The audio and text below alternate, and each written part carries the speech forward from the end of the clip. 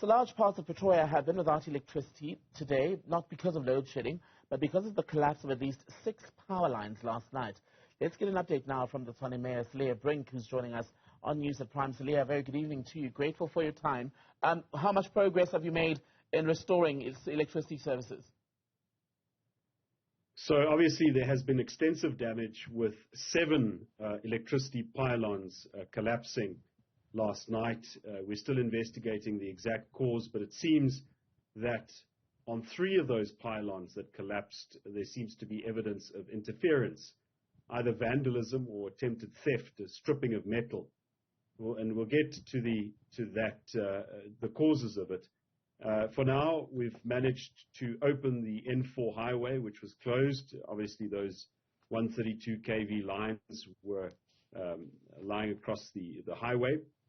And we've opened Solomon Mahlangu Drive. We've also been able to energize some of the neighborhoods that were affected by this massive outage by other means.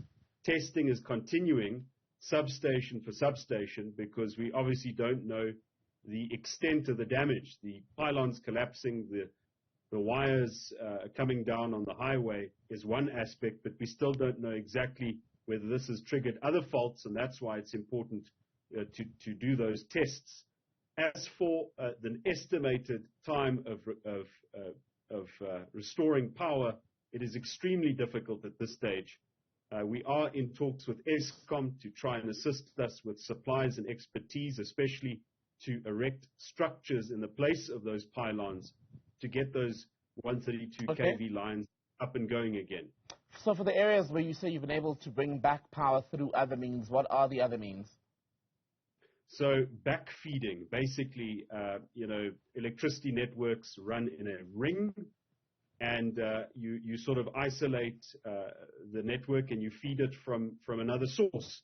Not being an electricity expert myself, I've tried to scrutinize what the engineers have told me as closely as possible, but essentially that is what it comes down to, feeding electricity to certain areas by other means. Unfortunately, this is not possible for the whole of Tshwane. We know that large parts of Pretoria East, Mamelodi, Cilliers, and even parts in the north of Pretoria are affected. It's not possible to backfeed, so to speak, to those areas.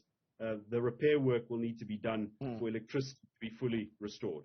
So are you able to give us a ratio then, or the names, in fact, of the areas where you've been able to do this backfeeding successfully and where it simply isn't going to work or can't be the solution at this time, and as a result, people are still sitting in the dark?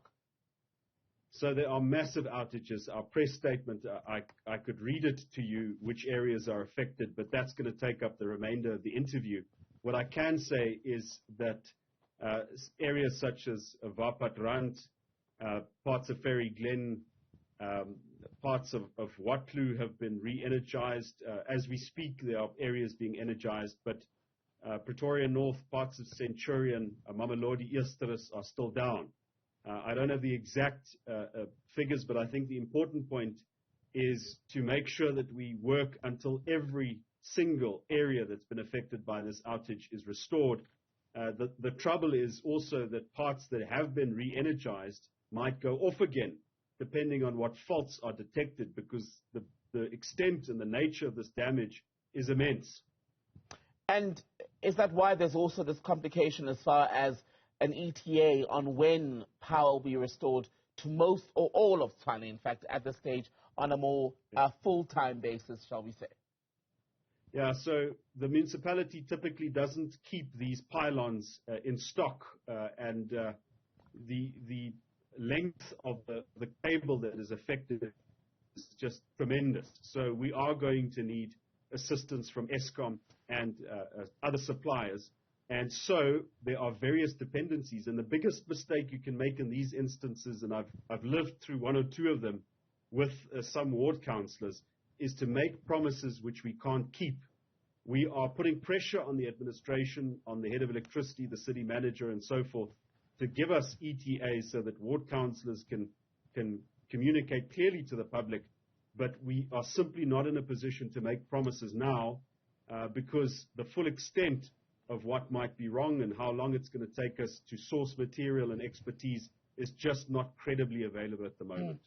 Would it be fair, Mayor, to say that for the people affected, they should expect, given what you just outlined, that this is a situation that could continue for perhaps 2-3 more days?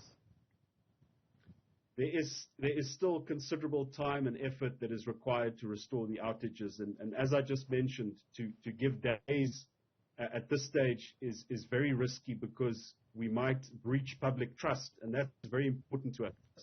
We want to be open with the public about the extent of the damage, and we don't want to make promises that we can't keep. One additional thing I just would like to say is another part of what we're trying to do is to deploy Tshwane Metro Police, but also try and working with the South African police to make sure that areas that are currently out are secured, that cables and substations are secured. And I also just wanted to say thank you to the private security companies who have already assisted us and continue to assist us. And it just goes to show that the government really cannot do it alone. We need all of the help that we possibly can in these circumstances. Just on security, you've not ruled out that this is basically a situation that was caused by the work of criminals, i.e. cable thieves, right, last night. How secure was that area? And what are the chances that anyone could be found and actually be held responsible for doing this, if indeed that's what happened? So I want to be very careful. The preliminary idea that we had is that pylons don't just fall down because of a bit of wind or bad weather.